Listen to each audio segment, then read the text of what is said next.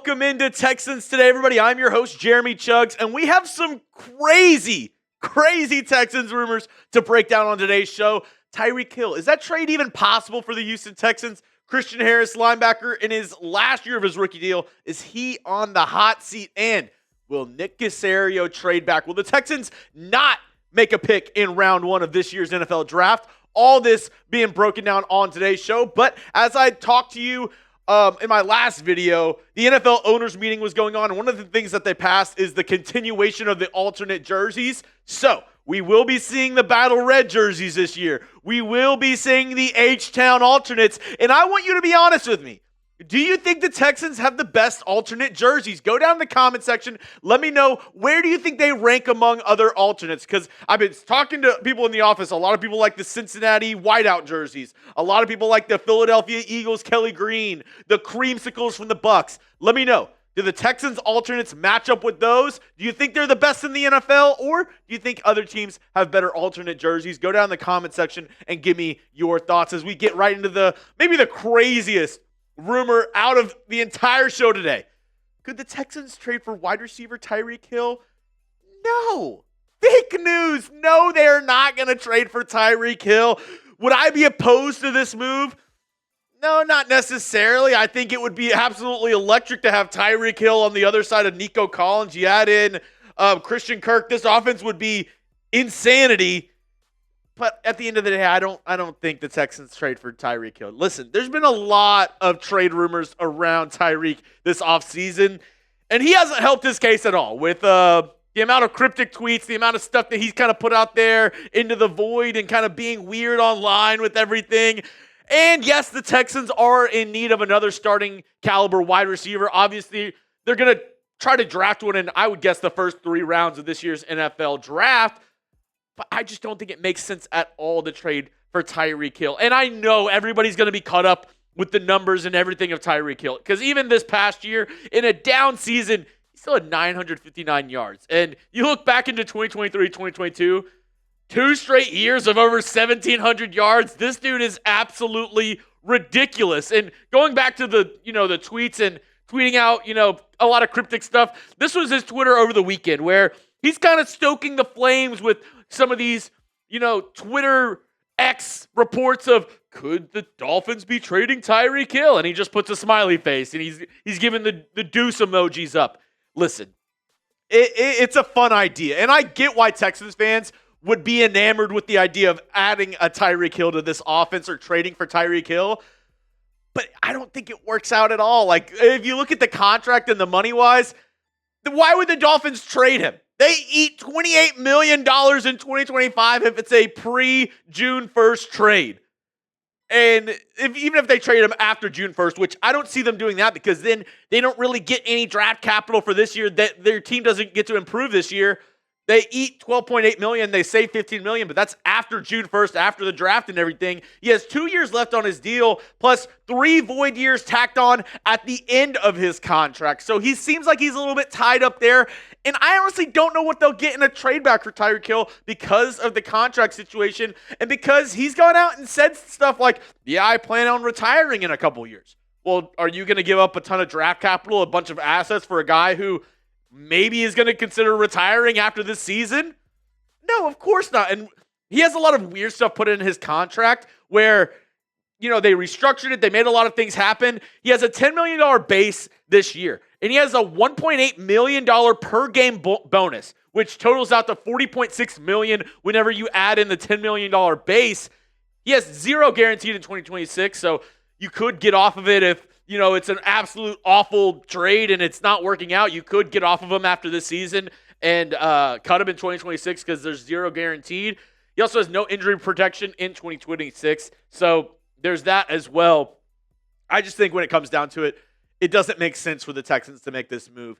They're more than likely going to try to draft a wide receiver, go young and try to get a young stud on a rookie deal because they still have guys that need to get paid. They don't need to be paying Tyreek Hill and giving up draft capital when they have C.J. Stroud's contract, Will Anderson Jr.'s contract. Not saying they wouldn't be able to get those guys paid if they brought in a Tyreek Hill. it would just make it a lot more difficult, and you wouldn't be able to add pieces throughout the season and add, pieces as the offseason goes on as easily if you added a guy like a Tyreek Hill. Let's get into our next topic on today's show. Christian Harris, is he on the hot seat? Yes, he is. I'm going to give this one 3 Toro heads. I talked a little bit about it this weekend whenever the Texans made the move for EJ Speed, signing the linebacker formerly of the Indianapolis Colts.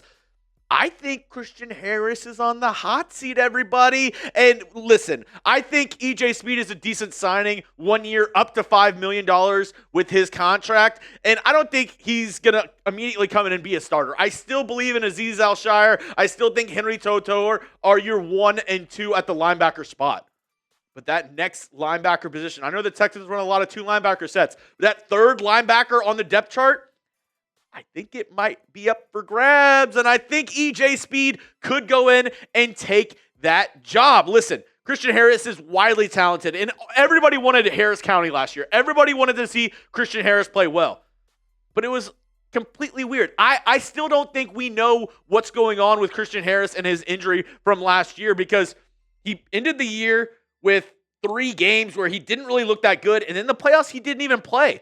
And plus, he's in the final year of his contract. So Harris definitely has a ton to prove to this team, to this coaching staff. And as I look at the Texans linebacker depth chart, right now I have Christian Harris slotted in as one of the starters.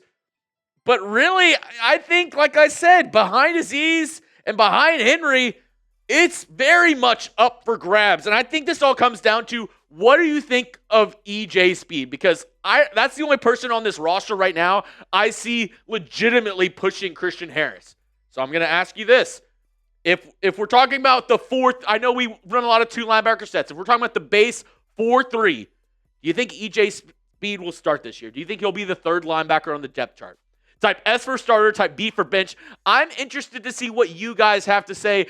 Who do you think is the 3rd starter at the linebacker spot? Do you think it's EJ Speed, or do you think it could be Christian Harris? Speaking of the draft, the Texans dropped their brand new draft hats. And if you want to get one today, go to chatsports.com/Texans hats. That'll send you straight over to the Fanatics website. And this link lets them know that we sent you over there. So if you want this one, they also have this version of the Texans draft hats. These are the hats that the people who are being drafted by the Houston Texans, they're going to wear on draft night. So if you want that same hat, if you want this one or the first one I showed you with the pin, one more time, it's chatsports.com/Texans hats. That will be available to you in the comment section and description of today's video. Go check them out today. Go get a draft hat, or they have a ton of other hats available on the website too. So go peruse, go see what kind of hat you want over there. One more time, it's chatsports.com/Texans hats. Now, let's get into the last story on today's program. Will Nick Caserio trade back? Will the Texans not take anybody in round 1? I'm going to give this one 3 Toro heads. I really do believe Caserio will at least take calls. He'll field some calls about trading back, because Nick Caserio loves himself a trade. He absolutely loves it. He can't help himself. He loves a good trade. Whenever I was looking back last year at the draft day trades, obviously the Eagles were number 1. I think they set a record in draft day trades. But besides the Eagles, the Texans, the Jets, the Packers, the Lions, the 49ers, I might be missing 1 or 2 teams, but all those teams last year made a ton of trades. They all did. They all made a ton of trades, and the Houston Texans before the draft. Remember, they traded out of the first round last year with the Minnesota Vikings. They got 2 seconds for their first round pick. They used one of those seconds for Stephon Diggs, but then they continued to make deals. They continued to make things happen. And producer Dylan, if you could read only this one, take out the 4th and the 7th round pick. I forgot to take those out. But I was scrolling across the internet before this show, and I actually came across a Bleacher Report trade idea that's pretty similar to one that had already been out. It's this one right here. The Browns receive the Texans' first round pick at 25. The Texans get their second round pick, the first one in round 2, and then they get a 3rd round pick as well, which I would be perfectly fine with this trade. And in the article by Bleacher Report's, I believe it was Gary Davenport, he talks about the Browns possibly trading back up for a Jackson Dart or a Shador Sanders if one of those guys slides into the 20s. Which, if I'm the Texans front office, I'm perfectly fine with this move. I think this could actually be the best case scenario for the Houston Texans. Look at what Nick Caserio was able to do with his second and third round picks last year. They were all pretty much hits, in my opinion. You get Kamari Lassiter. You get Blake Fisher, who I think, yes, the jury's still out on him, but still I think a good pick for the Texans. And you get Kalen Bullock. Also, Cade Stover in those middle rounds. I mean, the Texans were able to get some really good value picks in last year's draft. And if you can add on to that, especially with some of the holes that you need, and after paying guys this offseason, you could save a little bit of money by adding a couple extra rookies who could contribute early on. I think this is a great deal. You go back 8 spots, which in the grand scheme of things, I don't think is the biggest deal for the Houston Texans. You could still get a really good interior offensive line prospect or a really good wide receiver at pick 33, and you add another third-round pick. So I love that idea by Bleacher Report. I've mentioned the Texans trading back multiple times. I would be A-okay if Nick Caserio went ahead and made that move. Now, that's all I have for you on today's show, folks. Make sure you hit that subscribe button for the latest Texans news and rumors all year long. We got you covered here. Plus, it's 100% free. So as we get closer to the draft, even after the draft, whenever it's preseason, going into training camp, into the regular season, we got you covered 365 days a year. All you got to do is go down and hit that subscribe button.